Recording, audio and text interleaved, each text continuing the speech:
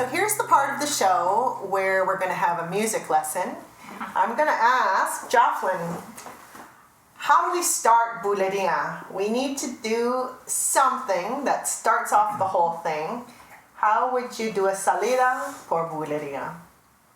Okay, so first of all, okay, you have to know where you sing, and then singing it cuatro por medio. Okay. This is the tune, right? And then you tune up with this chord. So there you go. Just tuning up.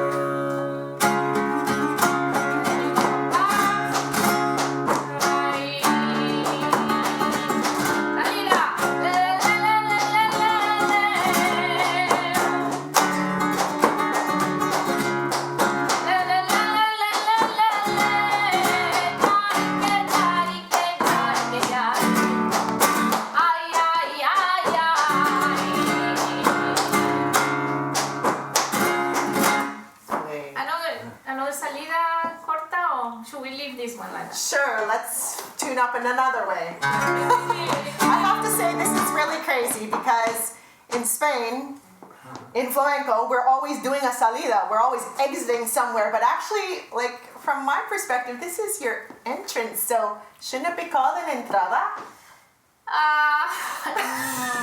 Well, yes. You can call it entrada or salida though.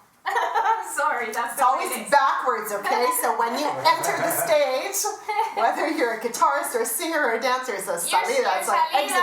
Your salida could be your coletilla or estribillo, pero also could be your entrada. I'm sorry, that's just to not confuse us. Let's call it an entrada. It's easier for me. So awesome. Okay, do another one. You ready?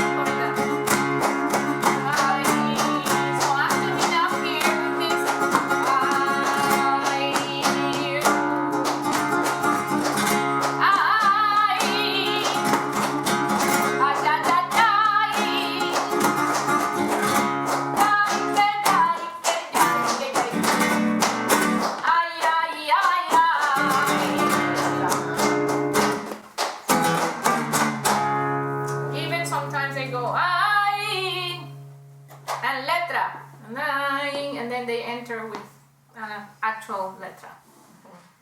As a very nerdy classical musician, you have to know where your key is. So your guitarist has a capo over there, and you have to know what your key is. And whatever salida you actually do, you need to return back to the tonic note. Okay, so can you do one more example of salida? You need to know your tones. If you're a singer, you need to be able to tell any guitarist that's getting ready to accompany you. Maybe you don't have time to rehearse or anything, and you have to be able to tell them where to put the capo. Yeah. Like when she said at the beginning, she said cuatro por medio. What does that mean? That means cuatro is 4. It means I'm on the 4th fret of the guitar, and por medio means my tonic chord is A. If she had said cuatro por arriba, I would have been an E as my tonic chord on the guitar.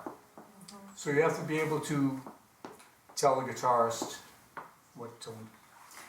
Okay, so hit the note there. Jafelin doesn't start there. She actually starts la la la la la la la. It's a different note. So you hit the bong. So bong, bong, la la la la la la la.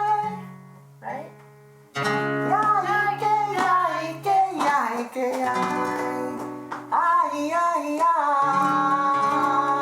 So we always return back to the tonic. The guitar hits it, You have to be able to identify right away the first note, which in classical music is called the tonic, and the voice always returns back to it. So I want to take a look at the poetic structure of what I consider to be the most basic Bulería letra for people learning from the start. And one of the first letras that I ever learned was from Gary over here, because as you all know, I'm a dancer, not a singer. I end up singing here because I have dance classes here in Vancouver, but this one was taught to me by Gary, who was quickly trying to teach me before class how to sing something. This one is, what's the note there? Okay, so it's Cántame por Bulería, cántame por Bulería, que el cante más gitano que tiene mi Andalucía. And then we repeat it again. Que el cante más gitano que tiene mi Andalucía. Okay, so if you're an English speaker like me, gotta keep the words easy. And this poetic structure is very easy. So what you have is A, B, B structure, right? So that's, each line represents one line of compás. And you can see, Cántame por Bulería is one line, repeat twice. The next is one line of poetry, but two compás. Que el cante más gitano que tiene mi Andalucía. Okay. So anyway, I'm singing on Jafelin's capo, and you can see this is not going very well. So now I have to ask the guitarist, can I get 3 por medio, please? Only the professional singers sing on 4, come on. All right, so everybody, and then you have to bribe your guitarist, and then you have to buy them wine and coffee to lower the capo. Okay, let's sing this for the people. Okay. So that's your note that you're returning to. Cántame por Bulería, cántame por Bulería, que el cante más gitano que tiene mi Andalucía. Que el cante más gitano que tiene mi Andalucía. Okay, that's a foreigner singing flamenco, so I think I should get a golf clap for just doing that. But you can see the poetic structure A, B, B is really easy for a foreigner to understand. But the problem becomes when a professional singer is getting bored because they've sung that letra for 25 years. So in Jafelin's case, well, maybe that's not 6 lines, right? Maybe she's going to shorten it and not do the repeats. So maybe Jafelin's singing. Maybe she's Cántame por Bulería, que el cante más gitano que tiene mi Andalucía. And then you're a dancer and you're like, uh-oh, no cante now. Yeah, that's true. So it's true. Yeah, that's true. Yeah, it could possibly happen. Yeah. Very possible. This happens to me all the time. So there can be some professional singer coming from Jerez and I'm like, no, you sang me a different letra yesterday. No, it's the same one as before. And I say, no, really, my choreography's different. You shortened it today. No, I didn't. Honestly, it's the same letra as before. See, I wrote down in my paper, I sang you Cántame por Bulería. But I'm a classical musician and I'm like, you left the repeat out and you didn't give me the break after the first line. And I'm like, that's a different letra. Yeah, it could happen. Because it's inspired by the moment. Right? That's the way.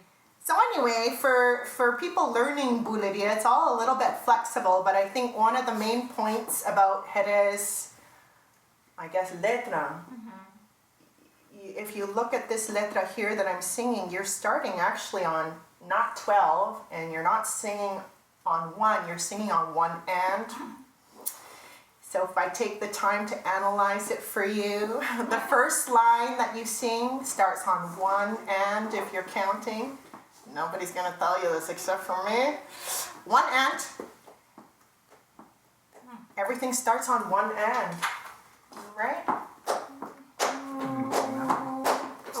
So you're counting 12, 1, 2, 3, 4, 5, 6, 7, 8, 9, 10, 12. Cántame por Bulería.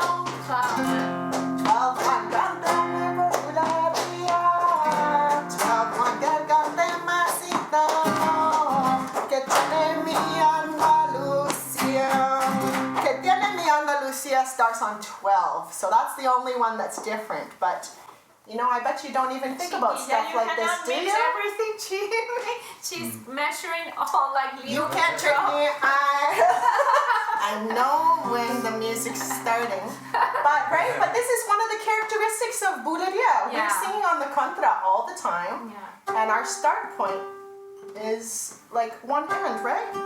Can you sing an example? Maybe, Jafelin, why don't you go to Barrio de Santiago, come up with a patada, which is letra, letra, bulería, from the dancer's standpoint, and then we'll take a look at those. Actually, Gary, how would we know where's the 12 actually? If we've never heard Bulería ever before in our lives, how would we know which note is 12 the way you're playing it? Guitarist always starts actually. Well, if I know the people are really beginners and that they have trouble finding 12. Yes, please, let's assume that. okay, and they have trouble finding where the beats are, Yeah. or where the 12 is, or whatever, then I will try to maintain this chord change, where I'm going to change on 3. I'm going to go to 12, 1, 2, 3, it's going up, 4, 5, then I go to another change, 6, 7, 8, 9, 10, 11, 12, 1, 2, 3, 4, 5. So it's easy to hear 3, Yeah. 6, 8, 10, and that kind of guides the people who are beginners. It's kind of easier to find the 3 and the 10, right? It's boring to do for the guitarist, but I see that, yeah, they're going to have trouble if I don't do that, so I do it. Okay. Okay, so I'll count everybody in. You start your way, and then I'll count everybody in. The way I just did it for beginner, you mean? That way? Sure. Okay. So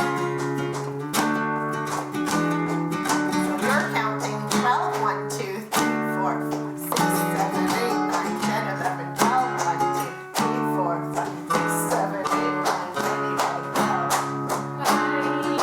11, Que me quisiera morir yo de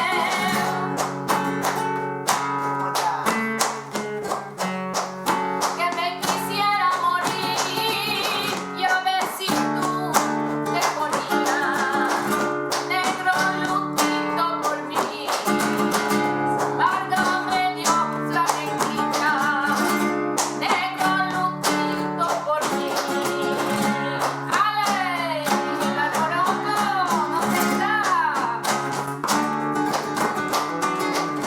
sé con letra 11, 8, 9, 10, 11, 12. en la calle nueva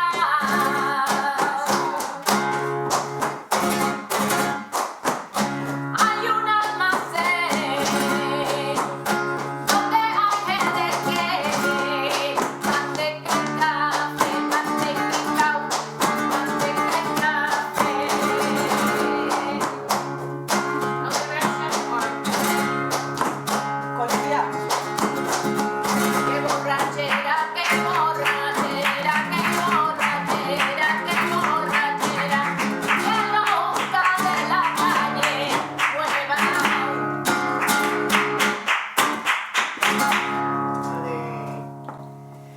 So that would be a version of what we consider a patada for the dance. And so that consists of one letra and then a second letra. And this last little thing that she's singing is a coretia. But if we leave the space, en la calle nueva, pum, pum, pum. Hay un almacén donde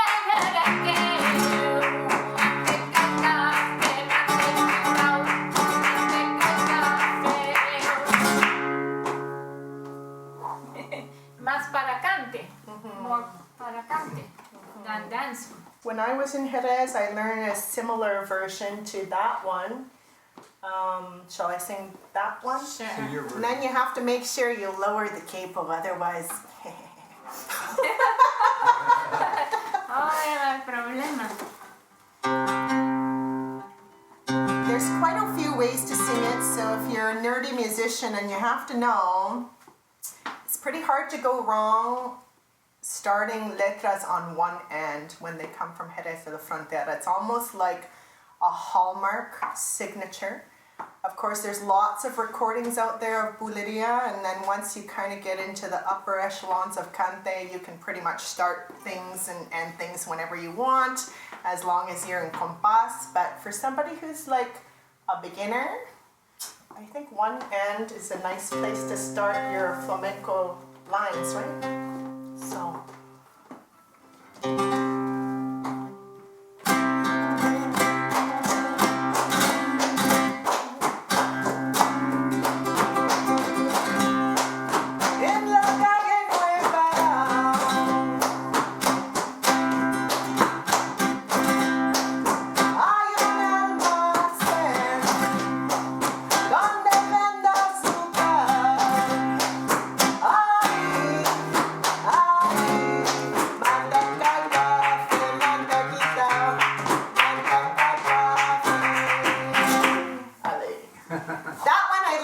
Teachers. So somewhere Which along the teacher? line, eventually dancers, we all have to learn how to sing because at some point you have to know all that Cante. So Which teacher? I went to Jerez one year and I can't remember because I was 2002, 2003, 2004, 2005, like all the way to before I had my first baby.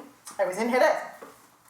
But the one that taught me that was Coral de los Reyes, Oh, and she's a big influence on a lot of the letras that we sing there, just because actually Elvira, the one who's editing this program, and we were there at the same time, so we're like, let's go to a Cante lesson for fun. And so there we actually learned all of these letras that you're singing now, which is really fun.